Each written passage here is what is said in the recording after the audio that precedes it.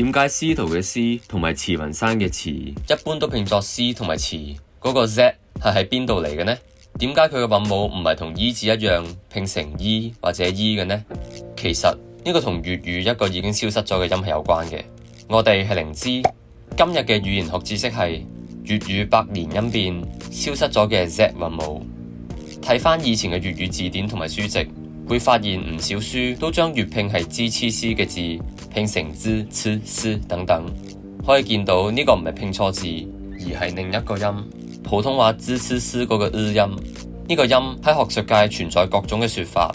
漢語學界就多數認為佢係舌尖元音西方學者就通常以音節化嘅輔音 z 去表示，呢個亦都同拼音 z 不謀而合。再睇真啲，而家廣東話讀作支黐絲嘅字，韻母唔係全部都拼作 z， 而係分成咗 z 同埋 i 兩組嘅拼法，甚至佢哋嘅聲母拼法都唔一樣。咁兩組字有咩唔同呢？你會發現接 z 嘅字嘅聲母喺普通話入邊通常都係平舌音支黐絲，而接 i 嘅字就係捲脷音支黐絲。咁其實係因為粵語喺呢100年間經歷咗徵召合流，銀樂音拼入咗齒銀音。喺徵召組仍然存在對立嘅清代，徵組嘅聲母只係接而唔接 e， 召組就相反，即係兩組聲母所接嘅韻母係呈互補分佈㗎。同漢語拼音嘅 I 亦都有異曲同工之妙。1939年汪精衛嘅呢一段粵語演講，亦都聽得出的確存在喺粵語入邊嘅。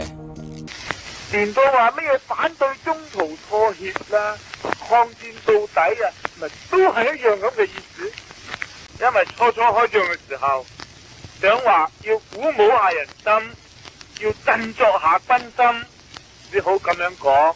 猶如古人所謂望梅止渴，我哋想一想添啦，2年以嚟已經幾百萬嘅將士，幾千萬嘅人民，為想救國家於滅亡，把自己嘅血流咗出嚟啦。